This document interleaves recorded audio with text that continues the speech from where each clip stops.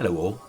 I just finished watching Star Trek Picard Season 3 Episode 4, No Win Scenario, for the second time. Unfortunately, my neighbours decided to play loud music when I was watching it the first time. Not something they do that often, but let's just say we have different tastes in music, and it kind of spoiled the episode for me.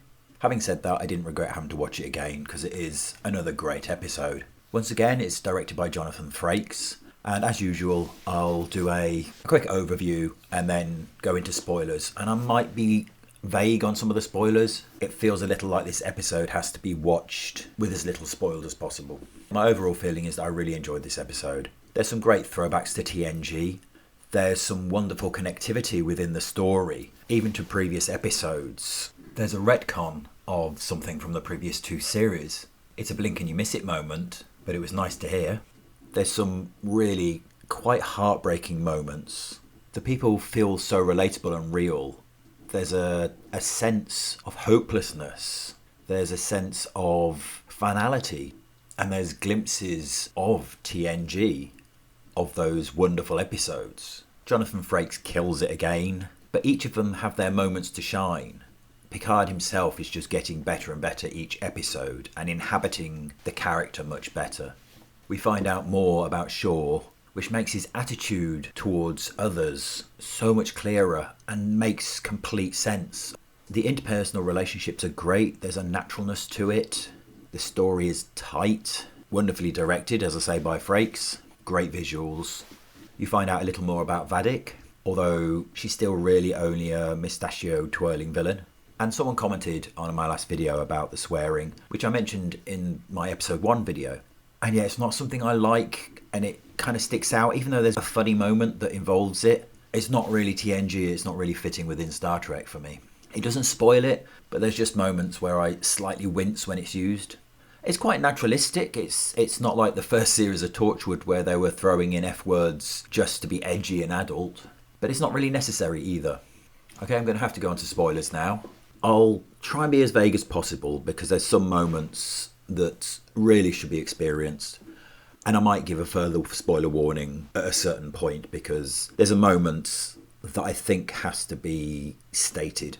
They were left at the end of the last episode falling into the gravity well of the anomaly with no power and no hope, really.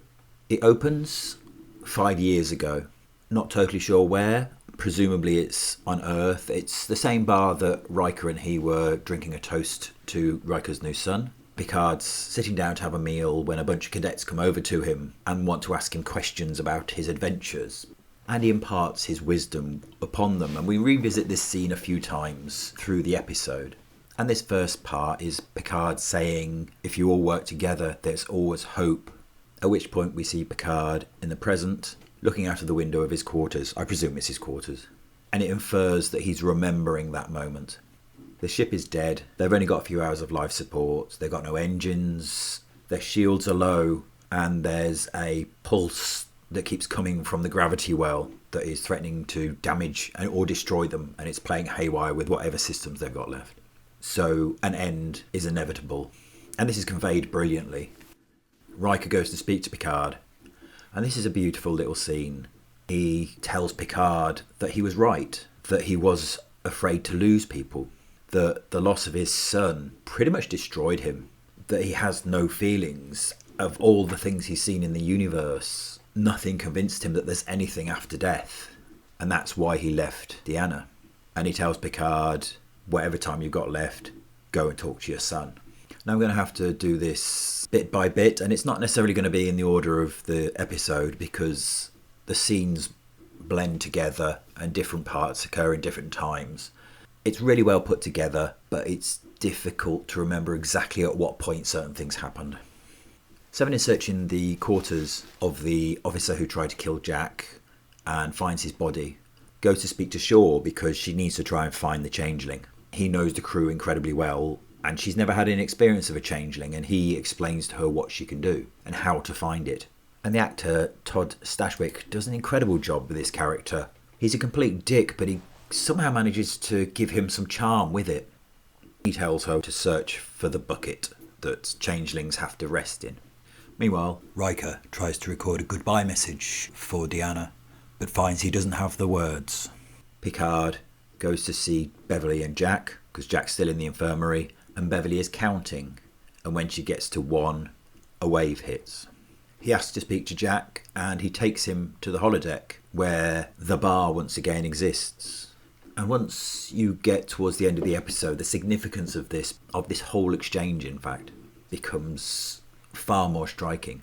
So Picard wants to get to know Jack, but Jack is a little reticent, and Picard goes straight in with a killer question of, why didn't you want to find me?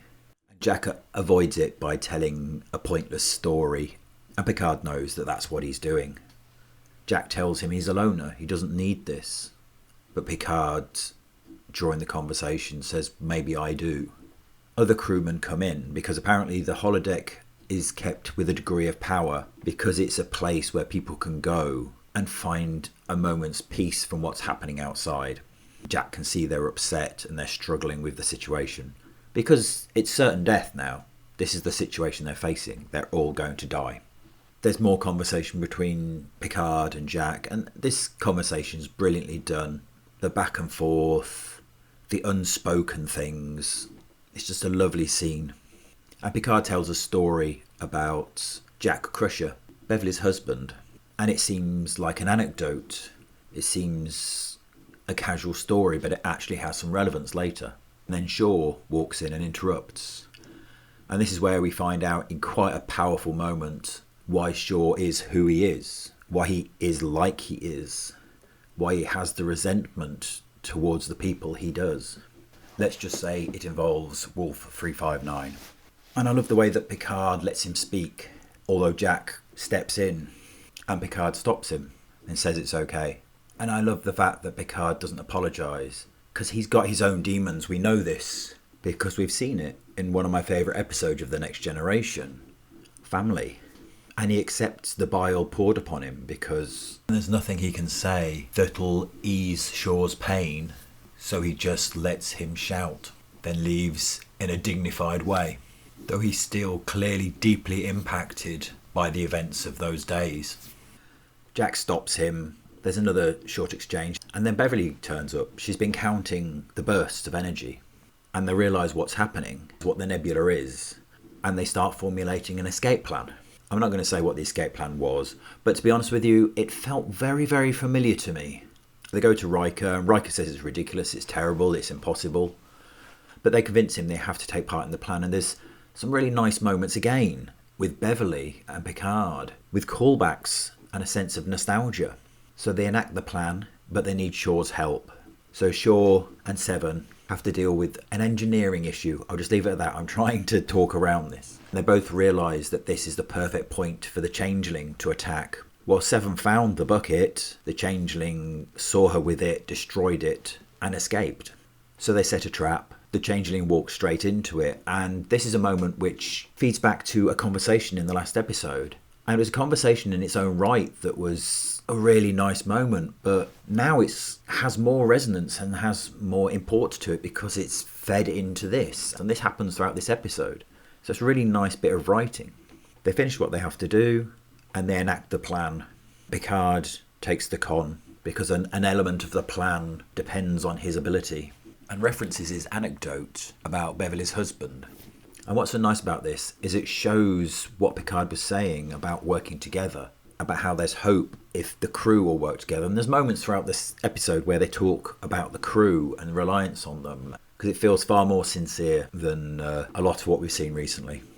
Meanwhile, Vadic has communicated with her boss through a rather unconventional means, and we get to find out, I think, that Vadic's a changeling. Her boss orders her to pursue into the anomaly. She tells them that the weapon that they're carrying and used against the Titan in the last episode will stop them entering the gravity well, but she's given no choice. And I found this quite interesting, because if she is a changeling, if I remember correctly, the changelings didn't hold much value to their own individual lives. It was about the link.